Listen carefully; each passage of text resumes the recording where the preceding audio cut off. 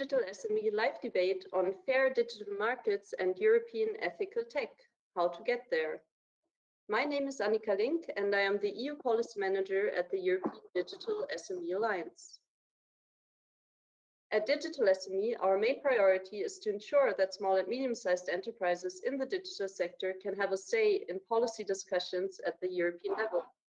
Our aim with this type of online discussion is to inform SMEs about topical issues which have a direct impact on their business in the ICT sector. Digital SME has about 30 national and regional association and cluster members from across Europe, and altogether we connect about 40,000 digital SMEs in Europe. I would like to welcome all of you to the 60-minute discussion with 3 distinguished panelists. The discussion will help to shed light on some questions related to the Digital Markets Act, but also to define what ethical tech means. Europe's tech sector is taking a distinct path in terms of privacy-friendly and ethical technology. For instance, with the GDPR, Europe has set a global standard for data protection, and many European companies are leading in developing privacy-friendly innovation. However, the majority of digital services are shaped by the large digital platforms whose business models are heavily reliant on advertisement revenues. How can Europe move towards more human-centric and ethical technologies and digital services while catching up in digital innovation? With this event, we would like to start a discussion about how to support an ethical and fair approach to digital markets and technology. What is needed to transition to a more sustainable digital environment? What role does the upcoming Digital Markets Act and the Digital Services Act play in creating space for more ethical behavior? And how to define ethical tech in this context?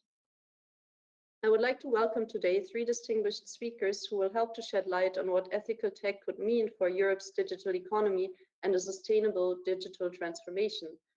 I'm particularly pleased to welcome Mr. Rasmus Andresen, member of the European Parliament, as our first speaker. Mr. Andresen has been a member of the European Parliament with the group of the Greens, EFA, since 2019. In the Parliament, he serves as their spokesperson in the Committee of Budgets and also as a substitute member in the Committee for Industry and the Committee on the Internal Market. As such, he addresses the issues of artificial intelligence, digital infrastructure, the open internet, and startups. Good afternoon, Rasmus. Hello, looking forward to the discussion. Hello. Then I would like to welcome Ms. Jurgita Miseviciute from Proton Technologies. Jurgita is the Public Policy and Government Affairs Lead at Proton, where she heads Proton's global policy efforts.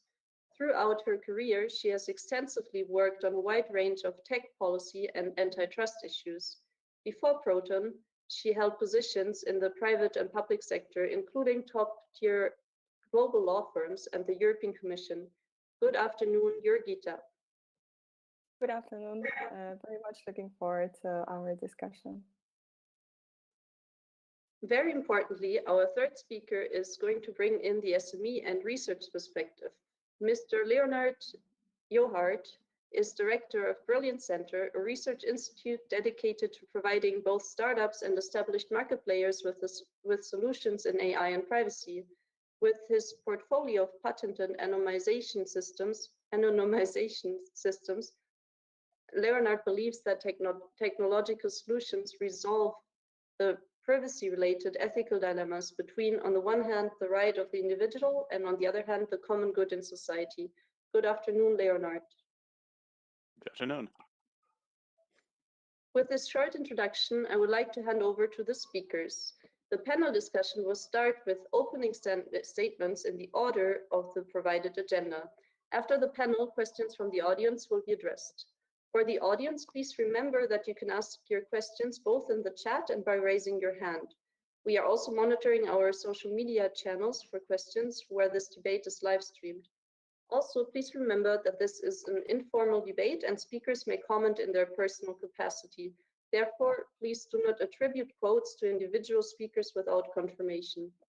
With this, I would like to hand over to Rasmus, please. Yes, thanks, Annika, and for the nice presentation, and also for the invite. I think it's a great possibility to discuss some very important issues also from the perspective of the European Parliament. As you mentioned before, I'm working on digital issues in IMCO, the Internal Market Committee, and in ITRE, the Industry Committee. The Greens, IFA Shadow Rapporteur for the Digital Markets Act in the Industry Committee, and I'm also working on a lot of files related to cybersecurity, which is not the main topic today, but still there are also some interesting developments going on when it comes to cybersecurity, also related to the issue we are discussing today. The European Union had set the goal of becoming digital sovereign in the next years, and this is a very important but also very big goal for the European Union. Myself coming or elected in a member state, Germany, where I mean digital issues had not been as on the agenda as the biggest priority when it comes to the political parties in the past. I think things are changing, but still becoming digital sovereign also is a very important priority now, and it's also maybe one of the main goals we need to achieve, also debating ethical tech, because if we're still depending on developments in other parts of the world, then this would create a lot of problems for business, but also on a political decision or related to political decision making. And of course, there are a lot of legislation going on, but one of the main files right now is, of course, the Digital Markets Act and the Digital Services Act, where we can see that a lot of the problems related to oligopoles or monopolization of digital services markets is addressed. And I think that from the perspective of the European Parliament, the European Commission came with a very interesting proposal, or two very interesting proposals. I would like to concentrate a bit more on the Digital Markets Act, but of course things are related to each other. First of all, I think that there right now the question is, and this is also what I see big tech lobbyists addressing members of the European Parliament now, it's not about the question if we need a Digital Markets Act or not. So nobody is actually thinking that there will not be some legislation at the end of the process. So the question is more on how to deal with those issues. We are discussing, and this will be also a main debate inside of the Parliament, I would say, where some tough debates are expected on the scope of the proposal. So this means, like, when is a gatekeeper a gatekeeper? What kind of criteria will be in place in the regulation, so that we are addressing different companies, and where my political group at least also is thinking that we need an approach not concentrated on the 5 biggest players, but where we really need to have an analysis laying behind, where we can have addressed some of the issues we could see when it comes to monopolization, oligopoles in the market, in digital markets. And one of the issues also related to this is if we need to broaden the scope when it comes to the services.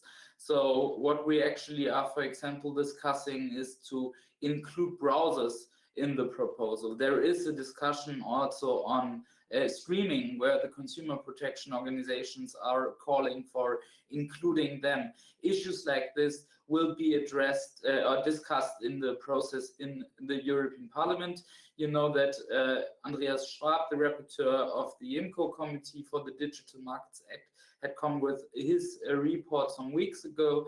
The deadline for amendments passed last week, and in some of the other important committees like the Industry Committee and the Economic Affairs Committee, Econ Committee, we will have the reports coming up this week, and afterwards we will have the deadlines for the amendments. So it's a very important time right now when it comes to the Digital Markets Act, because afterwards the negotiations are starting in the parliament on the different amendments, and then you can build compromises out of this, but there will be nothing new on the table after the political groups had come with their amendments.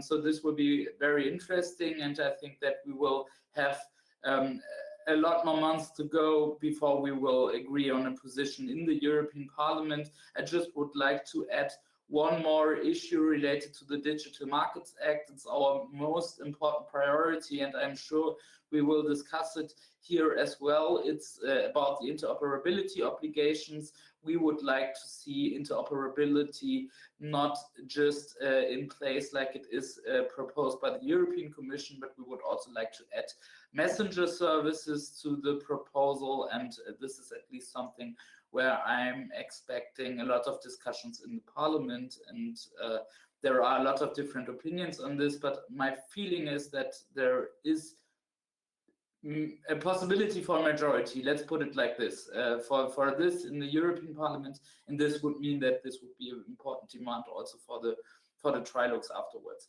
I will stop here. There's much more to say also on funding of digitalization processes, on greening of the tech sector. We don't have time to discuss everything tonight, but of course there are also other topics related to this where we actually also working on. But I would stop here, and I'm looking forward to the discussion. Thank you so much, Rasmus, for this overview from the legislator, and definitely there are so many topics that we can discuss. Also later in September, we will actually have a dedicated discussion more on the sort of green angle, but we can also discuss it a bit later today in this debate today. But before entering into the discussion and some questions, I will hand over the floor to Jurgita. So Jurgita, please, over to you. Thank you very much, Annika. And thank you very much for the opportunity to be part of this very important debate and discussion. Perhaps very quickly about Proton, for those who have never heard about us. We are a Swiss software company founded in 2014 by former CERN and MIT researchers, and we build internet where privacy is the default. We develop free and secure tools such as email, calendar, drive, and VPN services that allow people to control the data online. And currently we have over 50 million users, and more than half of them are in Europe. When it comes to ethical taxing in Europe, from our perspective, there are lots of great and innovative companies in Europe, in particular when it comes to privacy. In fact, Europe has it all to become a global leader of private tech. There is a massive shift in consumers' understanding of the importance of their data privacy and security. And this drives the demand for companies like ours that ensure the security and privacy of people's data and communications. When it comes to the possible characteristics of the ethical tech scene in Europe, I believe the following is relevant. We're a privacy company, so of course the key focus of our mission is to bring privacy to as many people as possible. I think respect for people's data should be a key feature of an ethical digital company because privacy is a fundamental human right. For me, ethical tech also means a business that embodies European values and rules in its entirety. So basically, from how it's treating people's data to how it's treating its own employees and how it's treating the environment. But what is also of critical importance is that those ethical European tech companies should be able to fairly compete with other companies in the first place.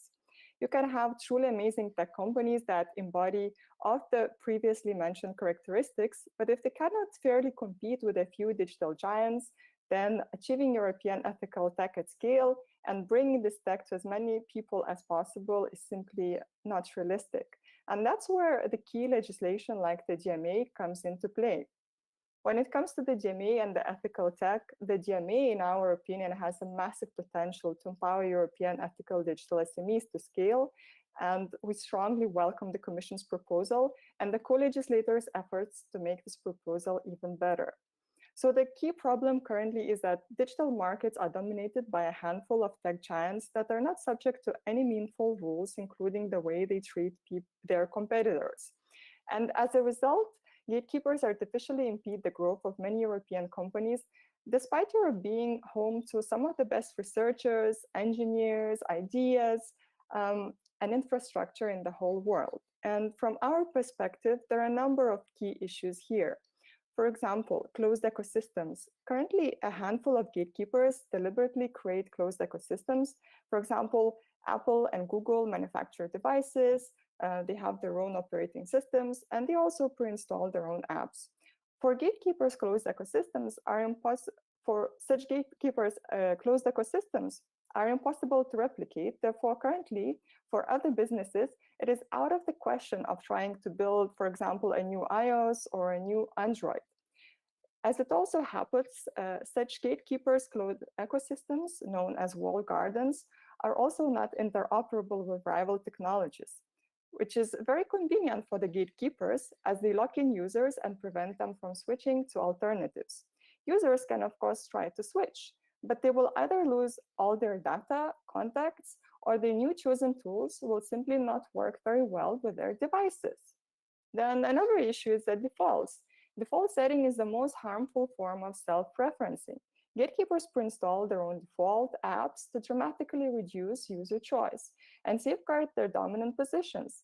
And it's not the question that you can always go to an app store and download a different app, because 95% of people never change their smartphone's default settings, and that's simply psychology and consumer behavior reality, which is, by the way, supported by many prominent academic researchers. Now we also have, for example, App Store issues. Gatekeepers impose their draconian fees on the app developers, which in particular harm privacy-focused businesses like ours that do not collect and sell their user-sensitive data. Gatekeepers can also block you or kick you out of their app stores anytime for example, defending free speech rights of people in totalitarian countries, which is, by the way, often the case with Apple, and we had a number of problems with that. And these are just a few examples of the daily struggles of the privacy-friendly companies like ours. And the question is, who can actually remain competitive under such conditions, no matter how ethical and user data respective you are? So just to summarize here, in our opinion, Europe has it all to make ethical tech as the golden standard for technology industry. But on top of the example, for example, strong privacy laws, we also need the strong DMA, which targets the issues that hinder European companies to develop and enhance user-centric, democratic, and transparent business model. I will finish here, and I very much look forward to further discussion. Thank you very much, Jurgita. Very interesting figures as well, statistics. So this is going to be interesting for our discussion. And also for making clear, like explaining this link between the DMA and the way to ethical tech. This is, I think, really important to illustrate how this is connected. Leonard, over to you. Thank you. I think this is a very important legislation. I agree with the previous speakers here that, I mean, the whole value of the internet economy comes from the value it provides to its users, so mostly regular consumers or people who surf the web and so on. And a large amount of the contents is based on two main values that we provide. And one is our attention, and the other one is our data that we offer to companies to pay for all the content that's online. But the data economy is not an equal one, because our time as consumers is quite limited. We have 2 minutes to appreciate a service and to look through all the agreements and send our data and so on. Our time is extremely limited, while the companies have infinite amount of time, especially for large companies, to write little clauses in their agreements and to share the data and to make it complicated to download your data and so on. So there is especially this limited time that we as users have available is what prevent proper competition. And this can of course be solved by bringing software solutions that allow you to share your data with other services automatically, to move to better competitors, for example. But it takes time. And if you automate this process, the big gatekeepers can block you from doing that and prevent you from providing a service to the user. And I think this to allow you to take control of your own data and to prevent these non-competitive approaches is essential to have a maximizing value for all the users of the economy. And it creates a complete different vision. I mean, the monopolization of data and the collection of it is a little bit dystopian, while privacy-friendly companies and the spreading and having control of what people know about you and what is available about you on the web, it's something that most citizens do agree with, and it's a value that can be provided to them. And the provision of competition on this market is essential. And I think the Digital Markets Act is a key element and absolutely needed to bring this about. And I also think that broadening this, of course, to browsers and other areas is also very important. I know that browsers is now a new way to present it as privacy-preserving features, but that is also serving to monopolize the data collected by the browser. So you cannot collect the data without being a browser provider, so to say. So yeah, I'm looking forward to a lot of perspectives on this. I think it's one of the most important legislations of this decade for sure.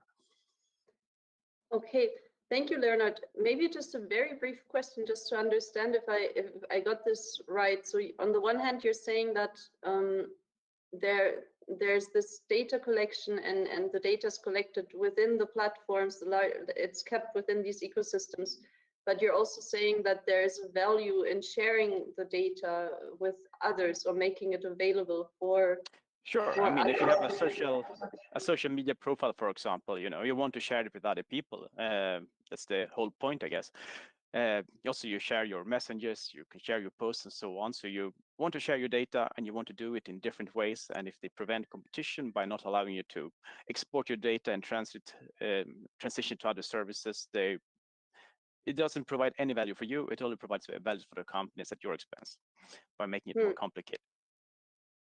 Okay, yeah, this is really interesting. Maybe bringing it back to what the Parliament has been doing. So Rasmus, you were already explaining that the Parliament has taken, well, a position that now we're entering the process where the different amendments are being discussed, etc. But from your perspective, do you think when we think about reaching or getting to fair and ethical digital markets, in terms of the Digital Markets Act and Digital Services Act, could you maybe elaborate a little bit more on what are the main things that you think should still be improved with respect to the DMA and DSA? Yes, of course. I mean, from my perspective, and I'm member of a political group in the European Parliament working a lot on digital policy, but also with a very, I would say, consumer-led, ethical-led approach, fighting for democratization of the digitalization also. And of course, there are also a lot of other opinions in the European Parliament. I guess you're all aware of this, but I just want to flag that. But from my perspective, as mentioned before on the Digital Markets Act, I think the most important question right now is who should be hit by the proposal, where we can see a tough approach by the European Commission, which actually would mean that maybe up to 2015 the numbers are a bit different. I haven't seen any list, but we all know which companies we are talking about would be targeted, and my feeling is that this is also something we would like to improve a little bit further, maybe on some of the issues, like for example on browsers, and I mentioned other examples. But on the other side, you have the approach from our colleague from the EPP, Andreas Schwab, coming with a quite different approach, saying he's not formulating it like this, but still it would end up, his approach would end up meaning that we will have the GAFA companies hit by the approach, but not others. And this is, of course, a very fundamental discussion, because, I mean, first of all, it raised some concerns also in the US, and I think we also need to take this serious. But on the other side, it's also a question if we are creating rules so that foreign companies would be hit. I guess there is a broad support in the European Parliament, but also in the public in general for this. But if there are maybe some other developments going on with a high concentration, market concentration, related to companies maybe from Europe or from other parts of the world, which actually not are in our focus right now, but actually will have the same effects like with some of the big US big tech companies, then of course this is a problem, and this is something we need to discuss. Another issue is on, as I said before, on the interoperability, but also on the question how consumer-led should the proposal be. Right now, it's a business-to-business regulation.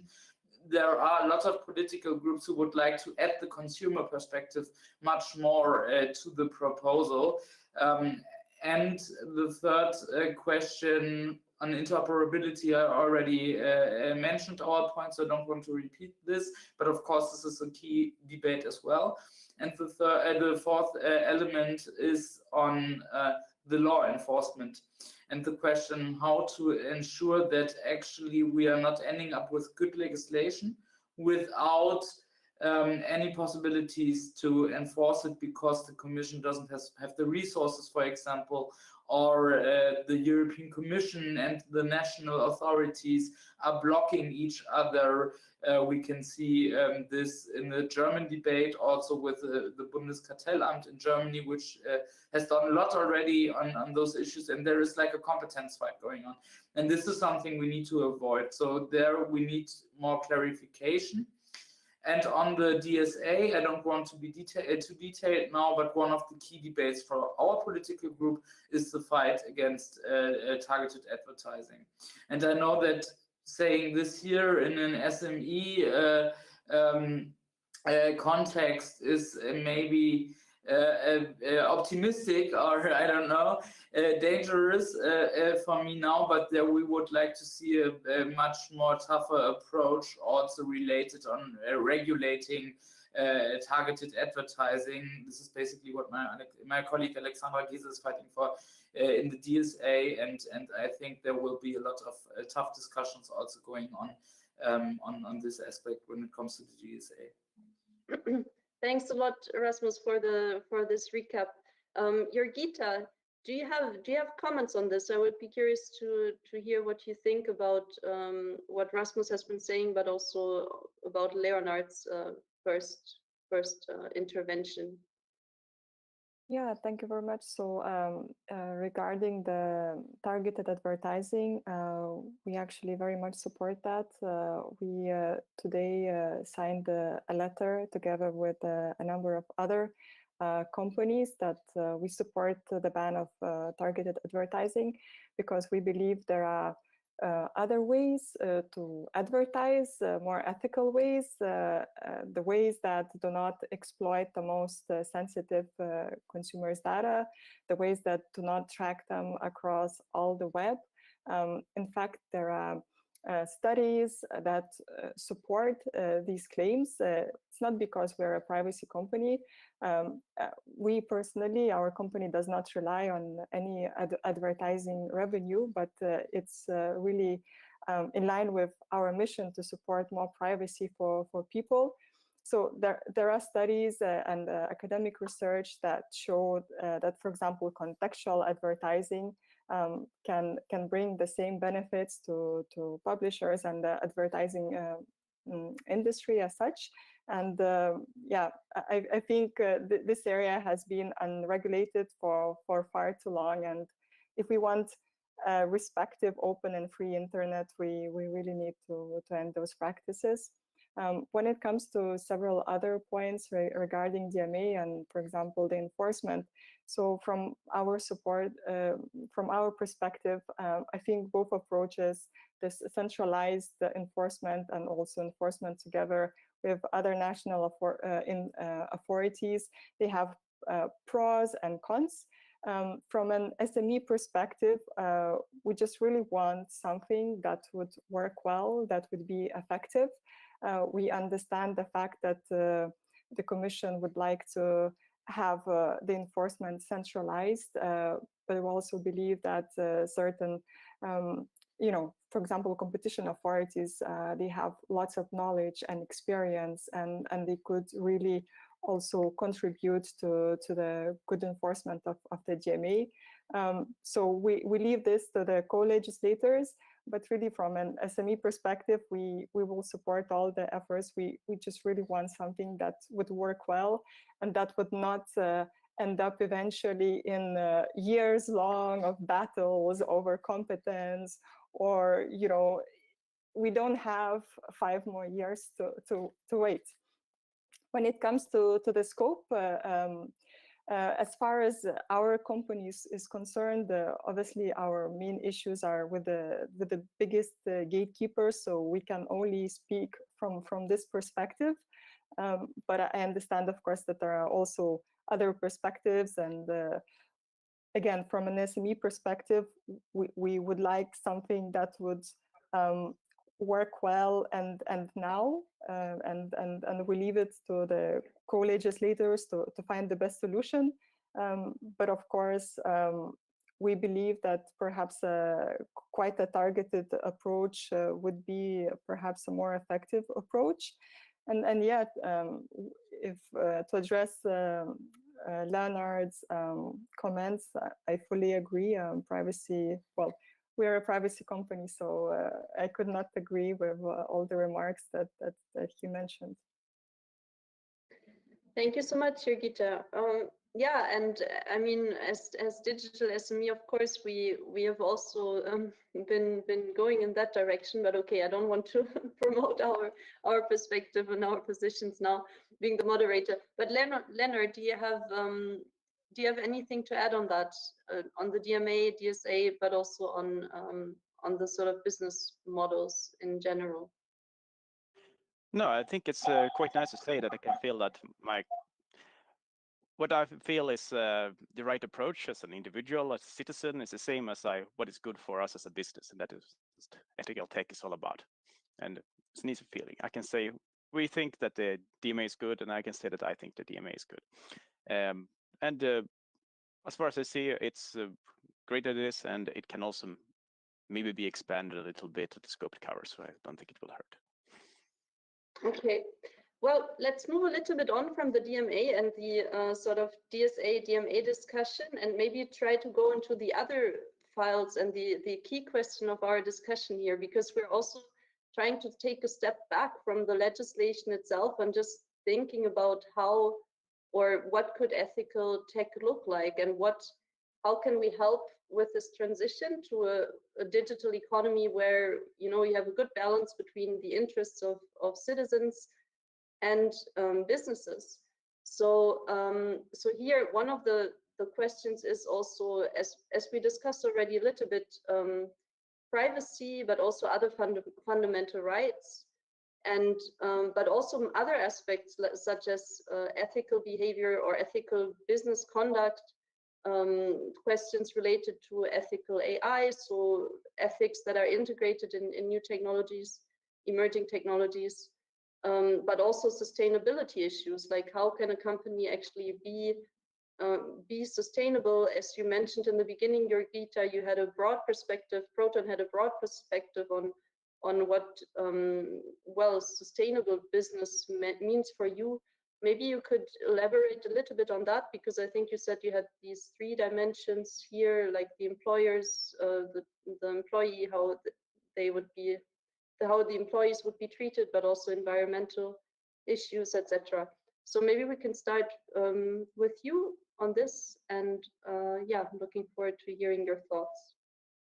Yeah, as I previously mentioned, if we look broader at the ethical tech kind of definition, which can be very, very broad, but I think in the end, it should really embody what us as Europeans see as critical, as the right way to do business, in all senses. And as I mentioned, as a privacy company, for us, the key point is to first, as a digital company, to treat fairly and with respect the data of people.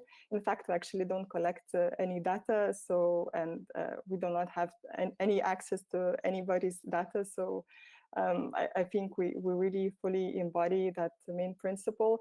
But if we look broader as a company, but also as a citizen, I think there's lots of work that European Commission currently is doing on the green tech and things like this. And if we look in what kind of future we want to look to live in, and I think we shouldn't think about 2, 3, 5 years. We should really look broader. Where do we want to be as companies, as citizens, as Europe, and what is the best way to embody European values? I think really moving towards more sustainability is something that is very important for companies, for all of us, not just for the companies, for environments. I mean, we so much depend one to each other, so we cannot look at those issues separately. And of course, a company has to treat its employees fairly and things like this. These are just really the values, the core values of Europe, of many democratic countries, of the values that people have been fighting for many years, and we should really live up to those standards and to push them even further. And just focusing on the business, on the profits, it's really not the right way to go. And perhaps one of the things why I really like the company for which I'm working is that really our motto is to always put people in front of any of our profits. We're a profitable, successful company, but we were created, first of all, to really protect the privacy of people. And in fact, we're also trying to contribute to protecting the human rights across the world with our different technologies like VPN, secure emails, and we're used by many journalists and political activists in many different countries. So it's really believing those values that are important to you and really making them a reality and striving towards a business model that works not just for you as the company, but for everyone that is involved, for the people, for the planet, for really everyone's benefit. So it's really not a self-centered, but embodying everyone around you approach. And I think that's really the right way for all of us, for all companies to go.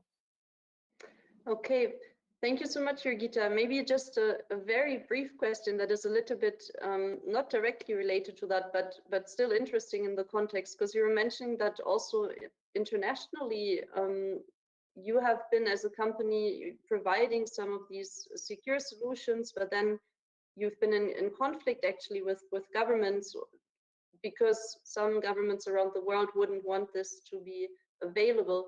Could you maybe, explain a bit more about that? Because it's quite it's astonishing and probably a difficult situation to be in. Yeah, so actually our technology like VPN and secure email, as I mentioned, are the tools for people in totalitarian countries, in countries where they have a legal government. They're really the tools to speak to the rest of the world when, for example, either internet is cut or there is massive censorship. And of course, governments like that may not be very happy about our tools. So we were blocked in a number of countries because of that. We also had issues, for example, with gatekeepers like Apple, who also like to follow the instructions of certain non-democratic countries, for example, recently in Myanmar, and who also blocked our security updates because, for example, our VPN mentioned that you can challenge governments and have free speech with those tools. So they didn't like that, and they blocked our security updates for a while before we were able to be back on the App Store. So yeah, for us, defending human rights and the free speech is really a very, very important part of our job, and it's also defending the most fundamental rights. If you cannot freely say what you think, especially in countries where you do not even have the right to elect a government, and it's really a problem. And we should really strive for the world where people are able to express their opinion and what they have on their mind, of course,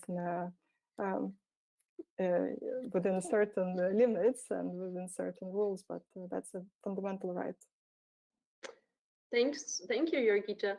I would like to see if Rasmus would like to comment on this, even though I think you're not really involved in international, well, I don't know if you're so much involved in these topics, but I mean, as being a member of the Greens, I know that, these civil society questions are really important as well. So I'm wondering if you would like to comment on what Jurgita said when it comes to the role also of Europe and the EU internationally. I guess, also some of the companies that they provide these type of solutions and then they're being blocked. It's quite an interesting topic here.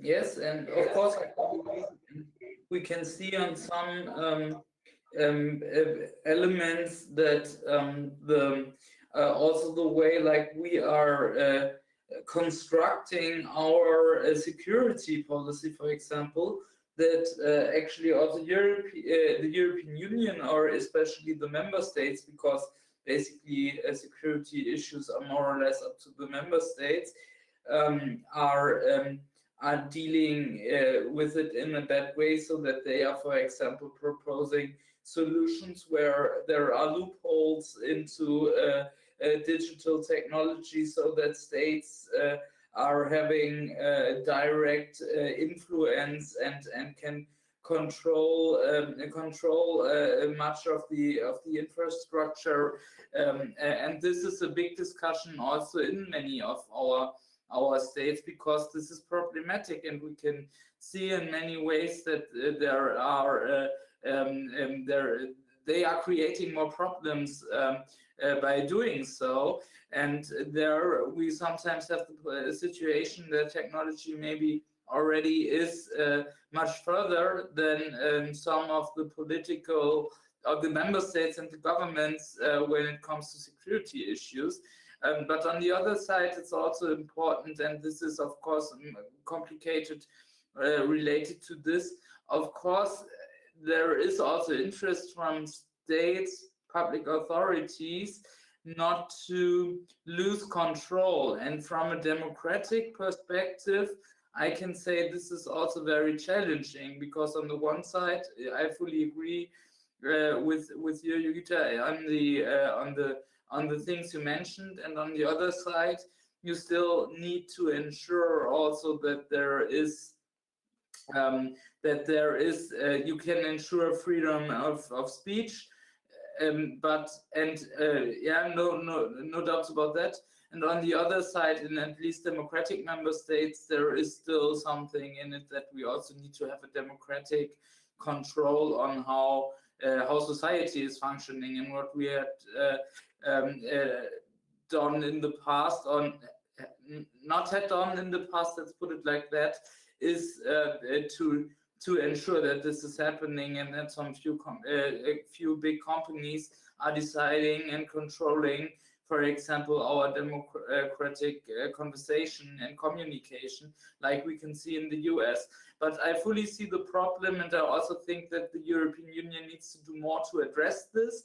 also when it comes to foreign policy, especially in states where we know that human rights defenders, for example, are threatened by their governments in their specific countries, and where we know that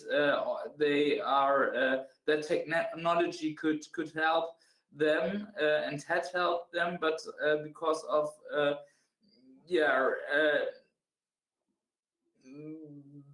I don't know, a very autocratic leadership in their countries,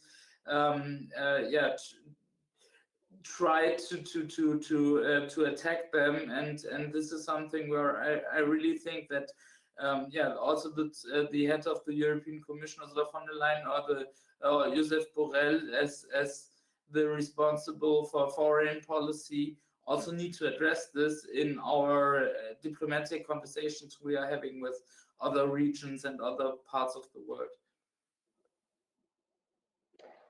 Yeah, thank you for still diving a little bit into this international perspective, which is really interesting as well, and also the security part. I think this could even be another topic of discussion that we can address, but I would just like to give Leonard also the opportunity to comment on what we've been discussing so far. So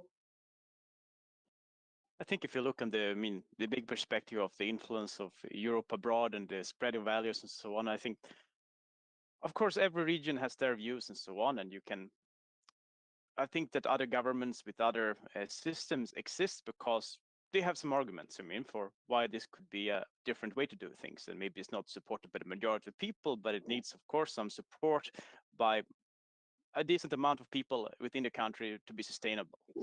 If the majority is against a system, it will collapse completely.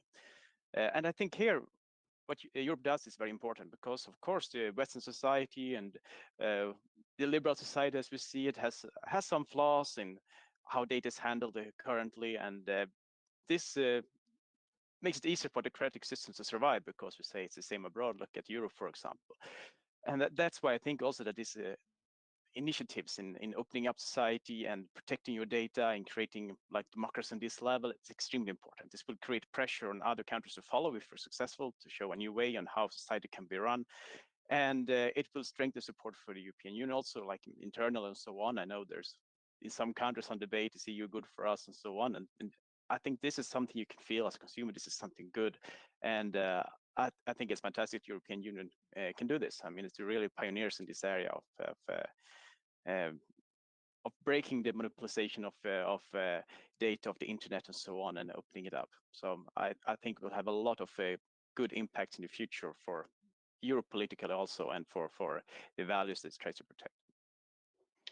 Okay, thank you very much, Leonard. I'm curious to understand a little bit better when we talk about opening up data and making data available. I mean, not just if we don't talk about that from the individual business perspective, but more from a societal perspective. Like, what do you think would be the benefits, and how could this be run in a way that, yeah, we still respect the privacy of individuals, but still have the sort of benefits for society? How do you see that working out? Leonard. For me, or? Yes, exactly. Yes. It's something, yes, we're absolutely developing. So, I mean, it can be done. The value of the data of society is in seeing the large movements. If you profile an individual, it's good for, well, profiling your advertising, basically, but you can always opt in for that. But it's bad for your fundamental rights, for protecting your privacy, and so on. But some value that can be provided to society is, of course, to understand society, to understand how people move on an aggregated level. And that's why also, for example, in GDPR and other legislation, there's much less restriction on anonymous data. So if you want to know the average age in Germany, for example, you can find this data, you can use it to take better decisions, to understand the economy, to make policy decisions, and so on. So it's very important, and there's a lot of data that's being automatically collected that can be used for the public good. And that's also what we're specializing in, that actually you can collect all of this aggregated data without having any amount of personal data collected in between. So you can, straight from the user, collect anonymous data, aggregate it, and in this way you have access to all the data you could desire without violating the individual's fundamental rights at any moment. Yeah, this is a completely new way to look at how the internet is handled. So there's still a value from users' data, a large value, without having the personal profiles, which is the most damaging to the fundamental rights of the individual. Okay, sorry, but just to be sure that I understand, so your approach would be people still share the data, but you would anonymize people's data and make it available in an anonymous manner, but also, yeah, also make it available to different entities like governments, local administrations, but also, of course, businesses to help understand society. Could you maybe explain a little bit better how this would work, like the anonymization part, and also then still making the data available at the aggregate level? I mean, do I have to imagine, I don't know, like all the Google search entries from people would somehow be gathered, and then we could be much smarter about what people, I don't know, if there's a storm coming up in a region, or like how can we, what are good examples to illustrate how this would work? Be different ways. So I mean, we look at some, can mention some very specific examples, usually easiest. So for example, if you want to develop an advertising campaign, because that's quite a hot topic on the internet, a lot of it's advertising based, and you want to hit a specific group and see if I market on this website, for example, does it actually bring customer, people who are interested in my product? Then you want to track people from this website and to from the one website to your website to see how big is this flow? Is my campaign effective or not? And traditionally, what people do is to collect your data or store cookies. So to say, like Leonard was on this web page yesterday, now he came to your web page, and then you track this on several web pages, and you basically have a profile saved either on your cookies or on the servers to track you all the websites you've been to. You have some cookie store that you've been there, you've been there, you've been there, and you can get all this information about you. And you can also use these cookies to target advertising. And so they're building profiles. Just to track you, you need to build profiles about people traditionally. So we're launching a new set of products here when you collect only anonymous data. So it doesn't say anything that you were here. It just collects a partial, it's a bit too complex technical to explain shortly, but it collects a partial identity. So you cannot be identified within a group. And still we can measure the flow of people going from one web page to another. And that's in the advertising business, which is important. It can be a bit, not every people, all the people like advertising, but it's important for the economy in one way. Also used, for example, in smart cities and same public transport. You want to make a more effective public transport between two subway stations, for example. Then you need to measure the flow between station A and station B, and maybe figure out if you want to build a shortcut between a new rail or a new bus or something like this. And traditionally, you would also have to measure that, how people travel from which station at which time, store this somewhere, and then you could, somebody, hacker, for example, could enter this database and then see exactly where you were on Saturday, were you at your work, were you home, were you going to the hospital, or and such kind of information. And also here with anonymization technology, you can get the flow of people without ever having to store this personal data. Okay, so also, yeah, when we come to the sort of digital transformation, to the next step, when we will come to the physical world, like smart cities, etc., you think there's a way for personal data to be, well, privacy and data protection to be respected, but still having these benefits of knowing, as you were saying, where people move to improve the mobility in the city or to improve the other services in the city, but by using anonymization, basically. Exactly. Okay. Thank you. I think this is really interesting, because if we want to think about where European ethical tech could go, I guess we have these two ways, maybe, in a way. Sorry, yeah, Rasmus, please jump in. I don't want to. Yes, thanks. No, I fully support your points, Leonard. I just would like to add that we are in the European Parliament at least also discussing the idea of data cooperatives, which goes in the same direction, meaning that the fight for privacy shouldn't be individualized but collectivized, like we are actually knowing this from bargaining and so on. So this means that you will give a lot more rights and possibilities to people to decide about what data should be used for. Because right now, and even with my iPhone, I have now the possibility to decide if I want to be tracked by some of the app operators from the apps I have on my iPhone. But it's still a private, an individual issue, right? I'm deciding what I want to do, and this can change a bit, but it's not changing it fundamentally. And at least as we still are waiting for some stronger privacy proposals, also going in the direction of privacy by design and other ideas like that, we need, in addition to this, also the possibility for for proposals or ideas like the one Leonard described, and this is basically something we would like to see addressed in the Data Governance Act, because this is more or less on how to use data and so on. But there are other proposals as well where you could put it.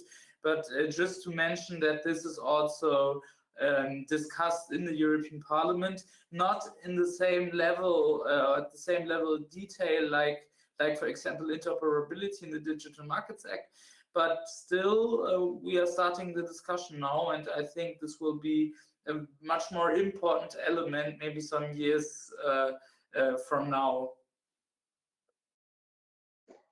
Thank you very much for bringing in this perspective on from the Parliament, and for mentioning the Data Governance Act. And yeah, indeed, it sounds interesting because you have the rights of the individual, as you're saying, the issue of privacy, protecting your privacy at the individual level, but then the benefits of society of sharing the data. So we have to kind of manage to connect these, and maybe there's a way to do that. So thanks a lot for these ideas and for providing these technical solutions as well. It must be quite complex. So thanks a lot, Leonard, for explaining this to us. Jurgita, did you want to add anything on this discussion? No, I completely agree with what was said. Again, our business model is not to rely on any data and provide the privacy for people, but we absolutely understand that you need certain aggregated, anonymized data to run the systems that actually enhance the lives of people, for example, mobility, healthcare, energy efficiency, lots of things.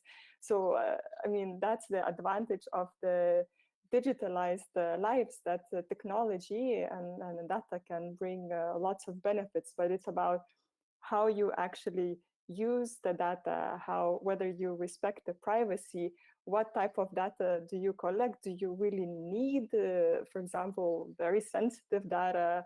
How do you store it? Is it secure? Or, for example, I think the really biggest issue is when very sensitive personal data is collected purely for advertising purposes. Because this does not have to be done for that, and this really has to be addressed. But with the rest, I mean, I could not agree more. That's really the benefit of all the technologies and digitalization, and we all as a society benefit from all those things. Yeah. I think our audience is also interested in the whole privacy discussion, because my colleagues are telling me that someone would like to ask a question about privacy by design solutions. I don't know if we can give the floor to Kasia directly, or if we should read out the question.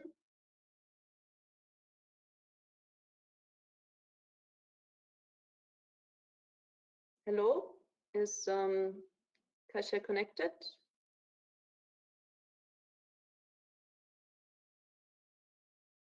Hi. Hi, this is Kasia. I'm sorry I'm late. I just find the button. Can you hear me well?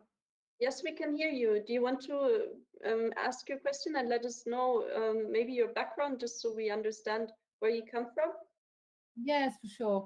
I'm a representative of small, medium companies, European-based. I'm a part of a European-based, Amsterdam-based company developing open source software for collaboration and communication that is privacy by design, using end-to-end encryption to secure all the data stored by teams working with it. And my question is, are the privacy by design solutions that are alternatives, of course, to the big tech dominating on the market, going to get some bigger support from the European Union Parliament and maybe become a part of some legislation, or not only a strong recommendation within the GDPR, but some part of regulation in the future? Thank you. Thank you very much for the question. Rasmus, I guess it's probably mostly for you. Yes, I mean, I would support this, and I fully agree this is still not the case, at least when it comes to the proposals of the European Commission on many of those issues we had addressed in the last hour. But when it comes to the Parliament, there are some political groups also fighting for more solutions like this. My group is one of them. And we are also able in building majorities in the Parliament for this. It's not like it's a focus for all political groups, but still, at the end, we had seen this in reports from the Parliament many times. But then afterwards, in the trilogues, we had to agree with the member states, and then nothing really happened afterwards. And this means that it would be important to address those questions also to the member states, because mostly they are the ones blocking the decisions, and maybe we also need to look on much more on national governments who could support measures like this, because this is at the end one of my biggest learnings in my first 2 years in the European Parliament. The Parliament can have a very good position, but afterwards we have to agree with the Council, and this is a big mess, to be honest, on many issues. But yeah, I don't know, but hopefully this will change. Also with the German elections this year, we could end up in a new situation. Thank you so much. Fingers crossed for the solution. Thank you very much. Yeah, I think we're almost coming now towards the end of the discussion, because we still wanted to dedicate a few minutes to presenting the idea we've had for a larger SME group of companies that would want to work together to develop some more ideas on fair markets and ethical tech. But before moving to that, I would like to ask all the speakers just for a final comment. Yeah, the question is a little bit, what is on your wish list for the coming years in terms of the development of Europe's tech scene and Europe's digital transformation? So, well, since Rasmus was just speaking for quite some while, maybe we can start with Jurgita and then continue like that. Of course.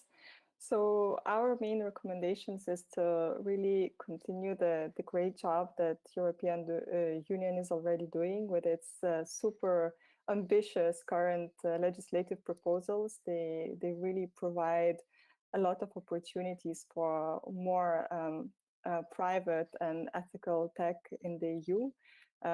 We only wish them to be even bolder with their solutions, to encourage real consumer choice, consumer switching, to encourage more private by design companies, and to encourage real competition, because that's what we need as SMEs. We do not ask to destroy the big current companies. We ask for fair competition rules, and then the consumers should be able to choose and switch to whatever provider they prefer.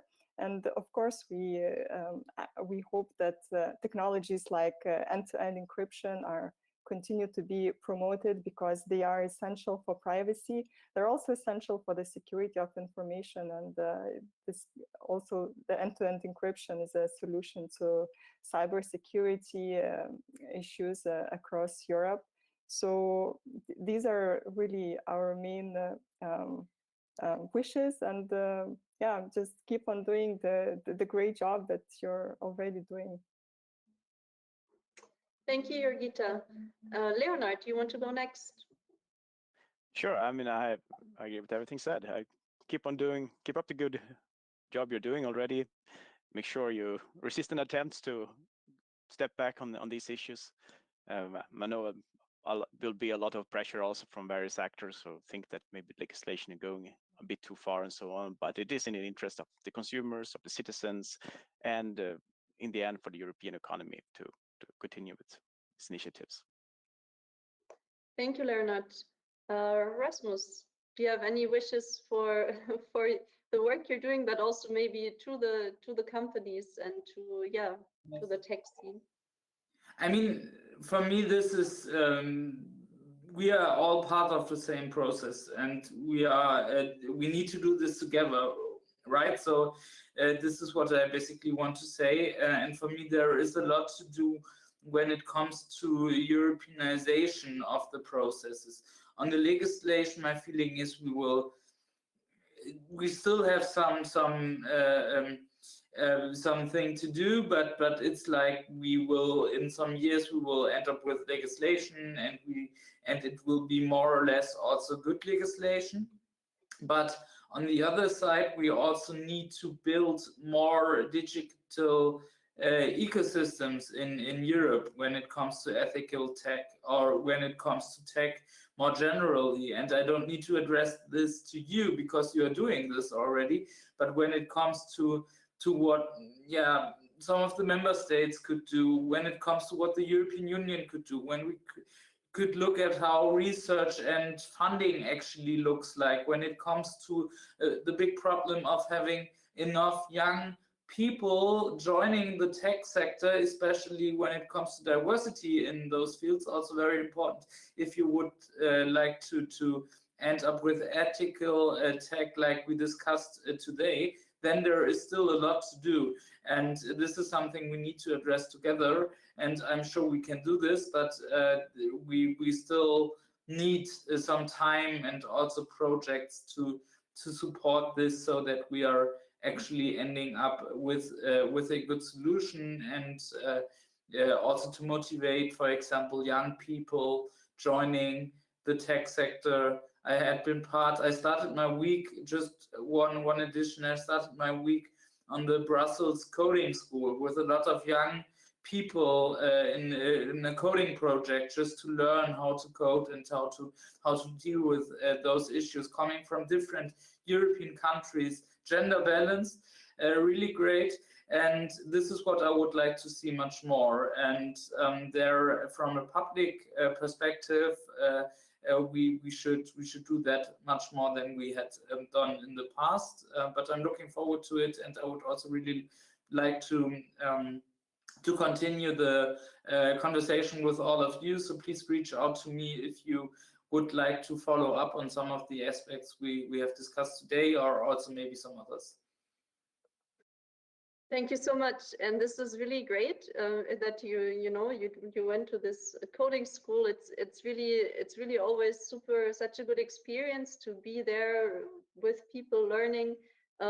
We also always encourage, I mean, now with COVID it hasn't been possible, but some of the members we have are also running digital innovation hubs in different countries, and there they bring together SMEs and, well, those that are digital and the non-digital ones, and they work together to develop new digital solutions. And it's quite interesting also to visit these kind of hubs and to see how the digital transformation happens on the ground. But okay, after COVID, maybe we can do these kind of things again. I would like to thank you so much for being with us, for discussing this, and I think we've learned a lot, and we see, that there is a path towards that direction, and So I would like to thank you and also welcome my colleague now on board as well, because we're going to present the idea for the digital fair or digital SME focus group on fair tech, fair and ethical tech. And if you want, you can, of course, you can stay. But of course, yeah, we're very happy if you stay, but of course you can also mute yourselves or yeah, stay in the picture, but if you want, you can mute yourselves. Hello, Carl, thank you for joining us. I will launch the presentation, and just to give a bit of background, as you know, Digital SME, as I mentioned earlier, we have 13 regional and national members, associations, and clusters. And altogether, there are around 40,000 SMEs across Europe that we're connected to via our members. And in terms of the structure, we have the European Association and then the meso level, as we call it. So our direct members, the 30 associations and clusters I've been talking about. Sorry, I think you can only see it now. And then at the micro level, we have the companies that are then associated with the associations. And we have created channels to engage with the companies directly, but also with the SMEs, with the associations, and those are the working groups. And the working groups, they are really the avenue for us to develop position papers, but also to exchange on particular topics. So we have a number of different working groups that are active. And on the one hand, we know that companies, especially SMEs, they don't have a lot of resources available at hand to really invest time to sit in meetings and to discuss about policy, because they're very busy, of course, with their daily business. So what we try to do in the working groups is also to support the business angle. So we support the companies with networking, but also we run some campaigns where we showcase solutions, digital solutions in general. We try to provide some visibility. But of course, what we think is important is to get the companies to be together, to inform them about policy, and also to get to hear what they have to say and develop positions on that.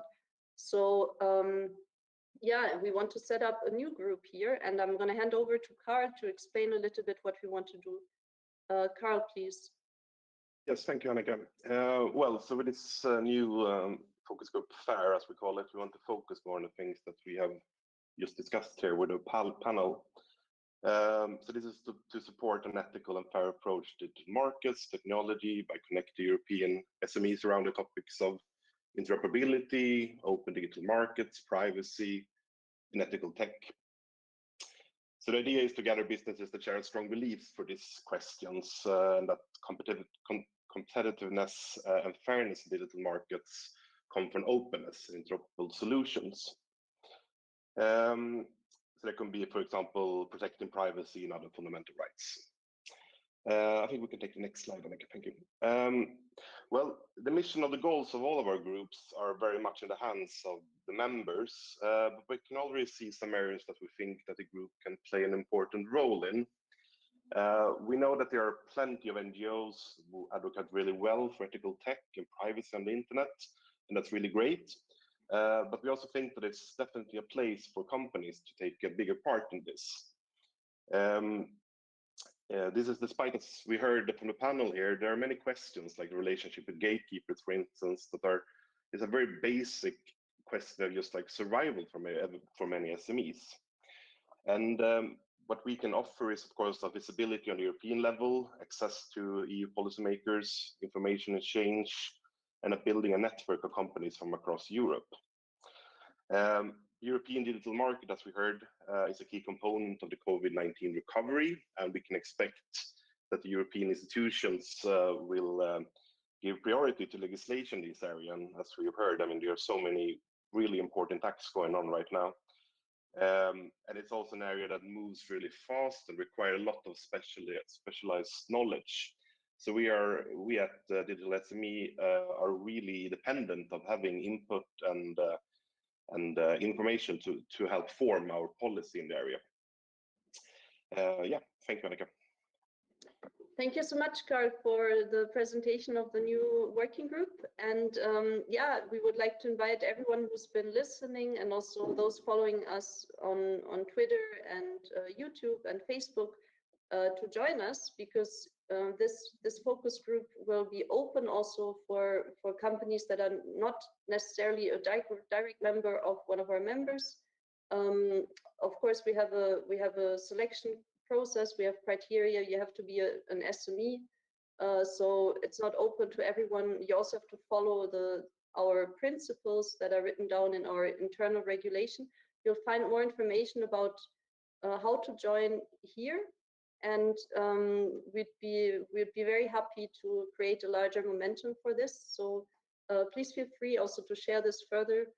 And yeah, I think with this, I'm gonna end the presentation.